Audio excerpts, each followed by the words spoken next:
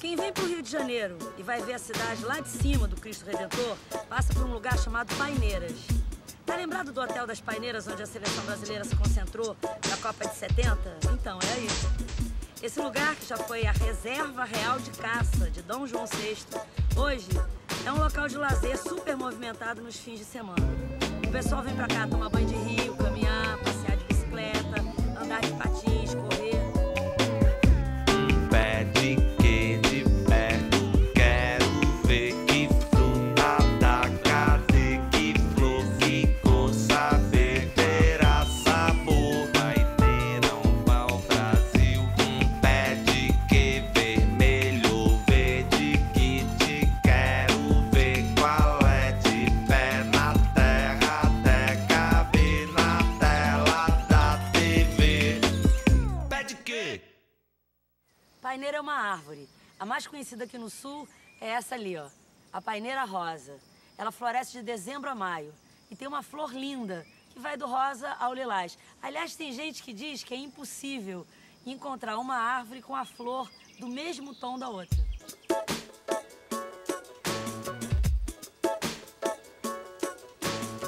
Na maioria das vezes, o nome vulgar de uma árvore é o que as pessoas enxergam como a sua principal característica. No caso da paineira, é a paina. São esses pelinhos aqui que envolvem as sementes. Nos meses de junho a setembro, quando o fruto amadurece, ele se abre, liberando as sementes que saem voando por aí, envoltas por essa lãzinha. Fica tudo branquinho em volta, assim como se estivesse nevando. Essa árvore que no Rio de Janeiro é conhecida como paineira, em outros lugares do Brasil é chamada de árvore de lã, árvore de paina, paina de seda. E lá na Argentina, onde também tem paineira, ela é conhecida como palo borracho.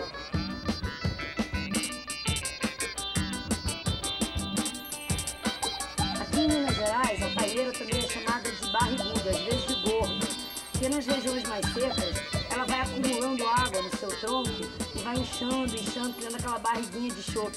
Às vezes até mais, parece uma mulher grávida, buchuda. Paineira, pelo menos, tem essa grandona e tem a outra pequena que dá paina também, não cresce, mas também dá, né, a essa de vereda. Aquela que tem flor cor-de-rosa, como é que vocês chamam aqui? É paineira. Ela é paineira mesmo. Com o tronco cheio de espinho. É, aquela, pra nós aqui, é mama de porco. Não, mama de porco é outra. Como é que é essa história? A árvore tem de muitas qualidades? Eu costumo ter, assim, 3 qualidades. Eu mesmo conheço. É, vai dizendo. Pau-terra. Tem o pau-terra da Fralaga, o pau-tijinho e o pau-terra do mato. É igual a sucupira também tem. Sucupira branca, sucupira preta, sucupira roxa, que é de mato. Paineira aqui, a flor é que cor? A flor branca. Flor meia branca, meia cinzenta. Paineira. É, e dá também uma paina também. Quando ela estoura lá em cima, a paina voa. Assim no chão fica cheio de paina também, a paininha cor-de-rosa. Como é que eu vou saber se o que eu estou chamando de paineira é o que ele está chamando de paineira? Foi para isso que os botânicos inventaram um nome científico.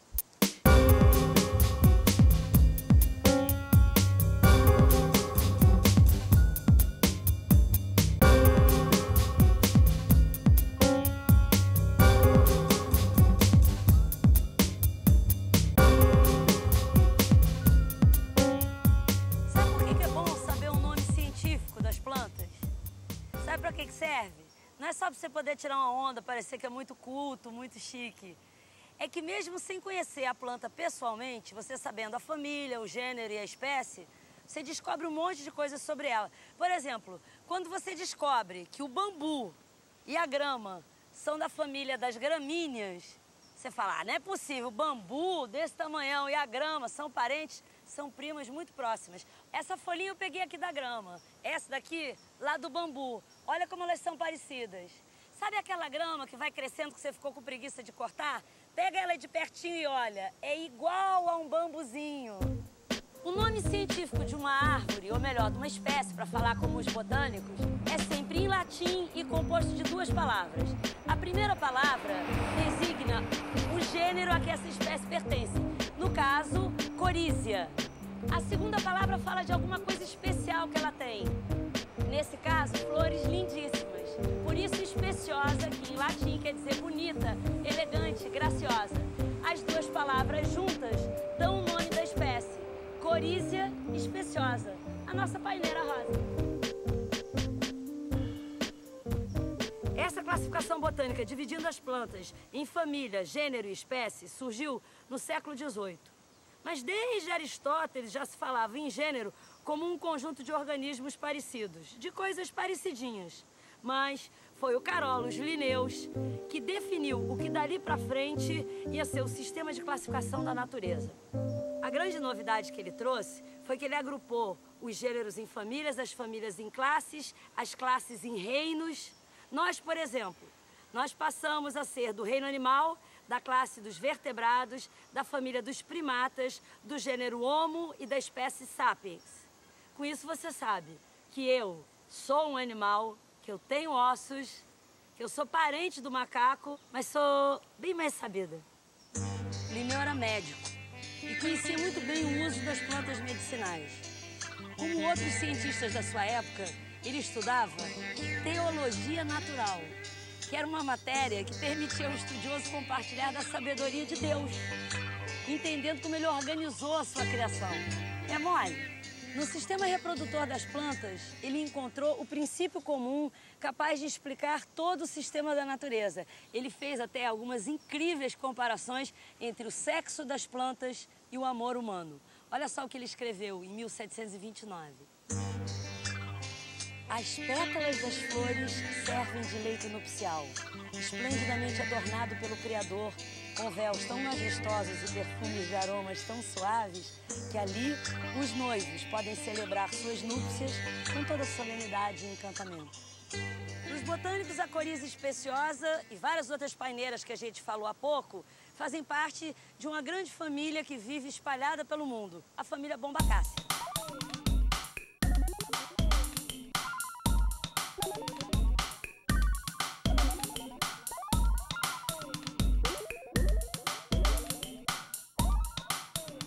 Paquira aquática, vulgo munguba, mamorana, cacau falso. Essa árvore tem aos montes pelas cidades do Brasil. Você diria que esta árvore é parente da paineira rosa, da nossa coriza especiosa? Como a paineira e a munguba são árvores muito grandes, eu tive que trepar lá no alto para pegar as flores, para vocês poderem ver de pertinho como é. Essa daqui é da paineira rosa, a nossa coriza especiosa, e essa daqui é da paquira aquática, a munguba, ou mamorana. Você acredita que elas são primas? Olha só como são diferentes. E a árvore toda é muito diferente. O tronco da munguba não tem espinhos como a paineira. Em compensação, o fruto da munguba não tem aquele algodãozinho, a paina, mas tem uma semente gostosa beça de comer. Mas o que importa mesmo para os botânicos, para diferenciar uma espécie da outra, é isso aqui, ó, a flor. Ou seja, o aparelho reprodutor. Você sabia que as flores são o aparelho reprodutor das plantas? Ou seja, quando você compra uma dúzia de rosas para sua namorada, você está mandando para ela uma dúzia de aparelhos reprodutores. Ou para usar o nome científico que a gente está falando nesse programa, né? Você está mandando para sua namorada uma dúzia de androceus e giniceus, ou melhor, uma dúzia de pênis e vaginas.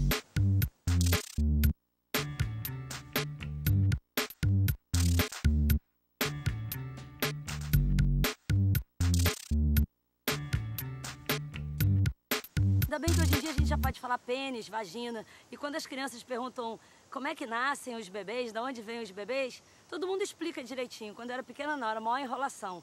A aula de educação sexual era assim, sempre com uma flor, explicando onde era o órgão sexual masculino e feminino. Bom, agora todo mundo já sabe de onde vêm os bebês, eu posso explicar como é que nasce uma outra paineira mesmo, não vou enrolar vocês que vocês não são trouxas. Olha só que engraçado, é o contrário da gente. Esse aqui é o órgão sexual feminino e esse daqui o masculino. O contrário, né? Você reparou que ela é hermafrodita, tem os dois, o masculino e o feminino. Mas não adianta, porque ela não pode namorar ela mesma. Ela precisa ser polinizada, ou seja, ela precisa transar, namorar com uma outra flor. Vou mostrar direto na paineira como é. Vou deixar essa flor da munguba e pegar. Ó, essa é a flor da nossa paineira rosa, tá? Da coriza especiosa. Esse aqui, por incrível que pareça, é o órgão sexual feminino. Essezinho aqui, o masculino, tá? Vem um insetinho que coloca aqui dentro o pólen, um besouro, qualquer coisa assim. Bom, aí ele começa a fecundar aqui dentro, ó. Aqui dentro é como se fosse o útero, onde está o ovinho, o ovário. Depois que ela é fecundada, essas pétalas daqui caem. Vou mostrar pra você lá dentro como é que funciona o negócio. Essas pétalas caem. E aqui dentro, ó. Pronto, tirei tudo, até o útero. Só sobrou isso aqui, ó. Esse é o ovinho, que vai crescendo, crescendo, ficando redondo, até virar o fruto.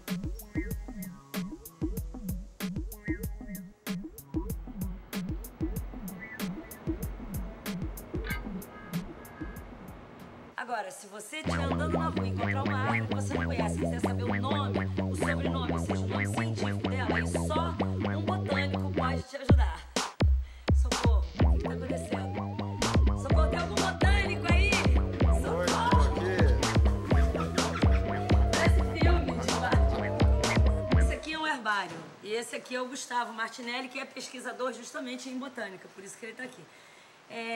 Primeiro, explica o que é um herbário para quem nunca ouviu essa palavra.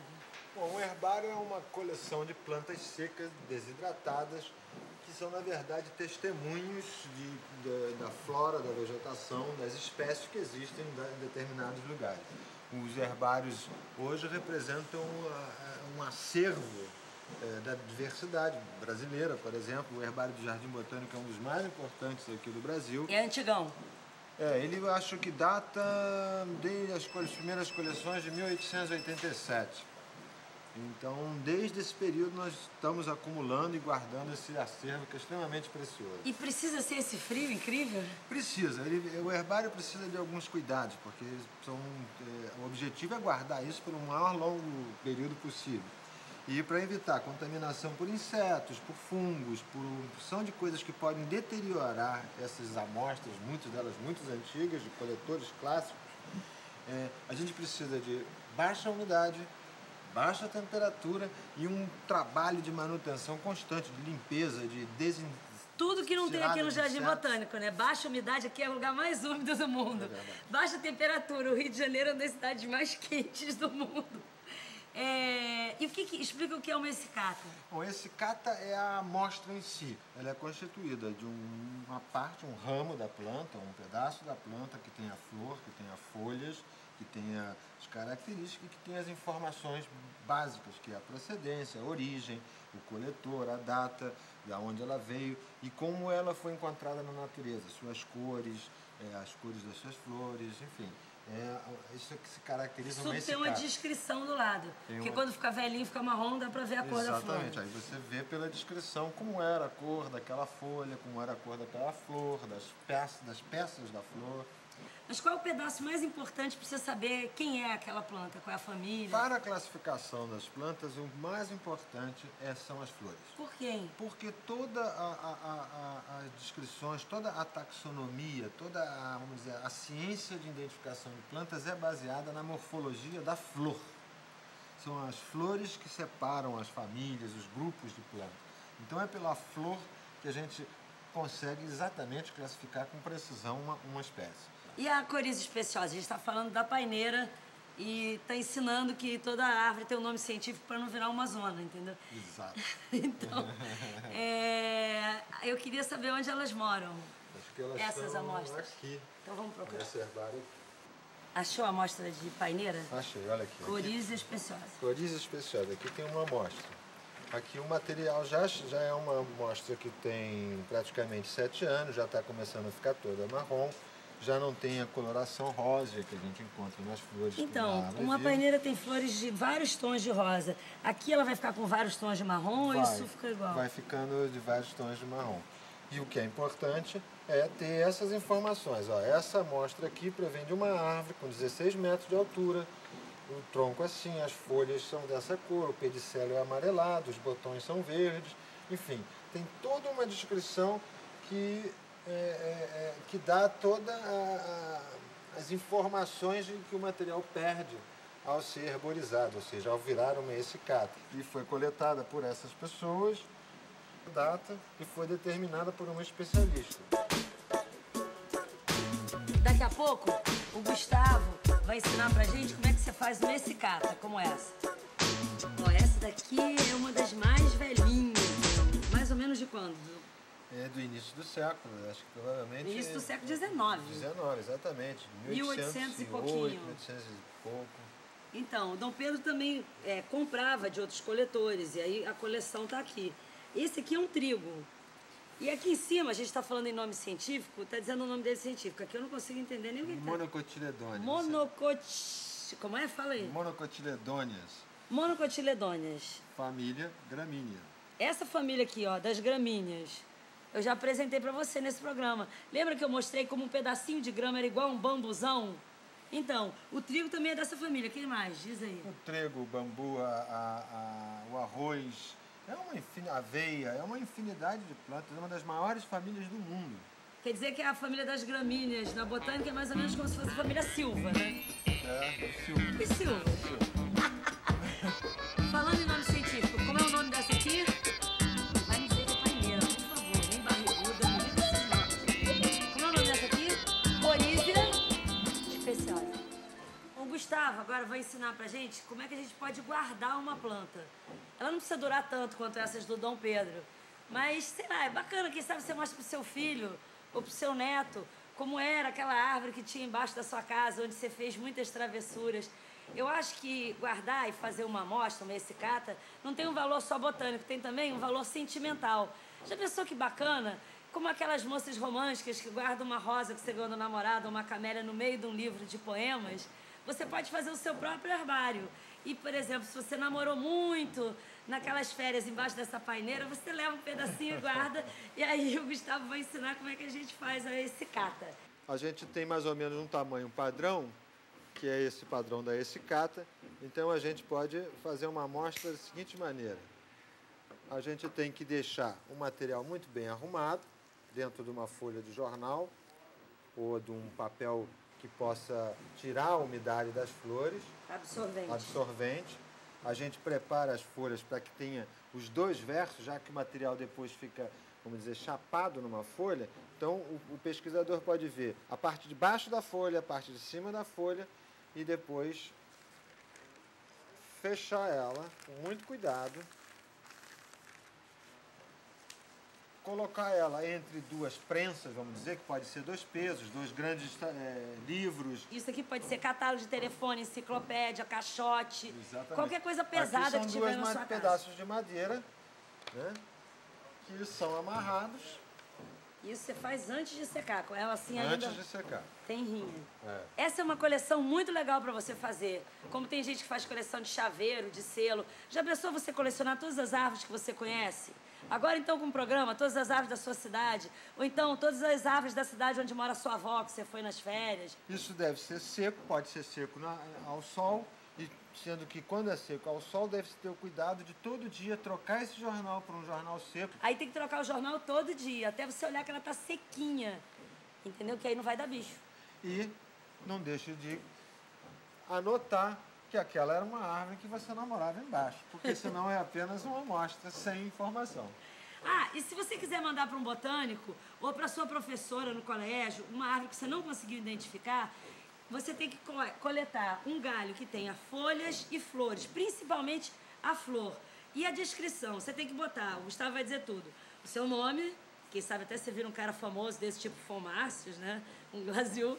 Você coloca o seu nome, coloca aonde você encontrou, que tamanho que aquela árvore tinha, como era a data, o que mais que ficou faltando? As cores das folhas, a cor das flores, ou as cores, se são flores com várias cores, e todas as observações que você puder fazer em relação àquela amostra que você está fazendo. Então, você escreve tudo que você quiser, inclusive quem você estava namorando, o que você quiser. Agora, o importante é você dizer aonde... Procedência. Você coletou e quando.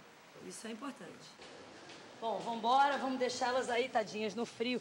Gustavo, você acha que aqui seria assim um cemitério de plantas? Não, não é um cemitério porque nós trabalhamos com uma amostra. Nós não tiramos a árvore da natureza, nós não matamos ela. Tiramos apenas uma amostra, um galinho, e deixamos ela vivendo. Quer dizer, a planta está viva lá, isso é só um pedacinho. É só um pedacinho. Então é o contrário do cemitério, seria quase um banco de órgãos, assim. Nós cientificamente chamamos um banco de germoplasma, ou seja, aqui tem as amostras da natureza.